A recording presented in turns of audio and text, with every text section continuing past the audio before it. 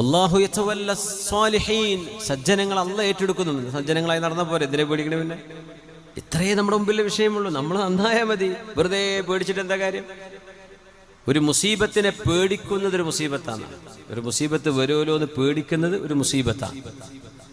ഒരു പഴയ വണ്ടി ഡ്രൈവ് ചെയ്ത് പോവുക, അവിടുന്ന് കോഴിക്കോട്ടേക്ക് പോവുകയാണ്, പഴയ വണ്ടിയാന്ന് വിചാരിക്കുക. അവിടെ എത്തോളം പേടിയായിരിക്കും. ഇത് രാമേട്ടർ ബ്രേക്ക് ഡൗൺ ആവുമോ, യൂണിവേഴ്സിറ്റി എത്തുമ്പോൾ കുടുങ്ങോ, ബൈപ്പാസിൽ എത്തുമ്പോൾ ടയർ പഞ്ചറാവോ, ഈ പേടിച്ച് അവസാനം എത്തും. പക്ഷെ എത്തണ വരെ പേടിയായിരിക്കും. ആ പേടിയും ആ അപകടവും ഒരുപോലെ തന്നെയല്ലേ? മുഅ്മിനീങ്ങൾക്ക് പേടി ഉണ്ടാവില്ല. ലാ ഖൗഫുൻ അലൈഹിം വലാ ഹും യഹ്സനൂൻ. പേടിക്കുന്നത് അല്ലാഹുവിനെയാണ്. എൻ്റെ റബ്ബ് തീരുമാനിക്കാതെ ഒരാൾക്ക് ഒന്നും ചെയ്യാൻ പറ്റൂല. എൻ്റെ റബ്ബ് തീരുമാനിച്ചാൽ ഒരു ഉറുമ്പിന് മതി എന്നെ നശിപ്പിക്കാൻ. എൻ്റെ റബ്ബിൻ്റെ തീരുമാനം മാത്രമേ ഇവിടെ നടക്കുന്നുള്ളൂ. ഇതാണ്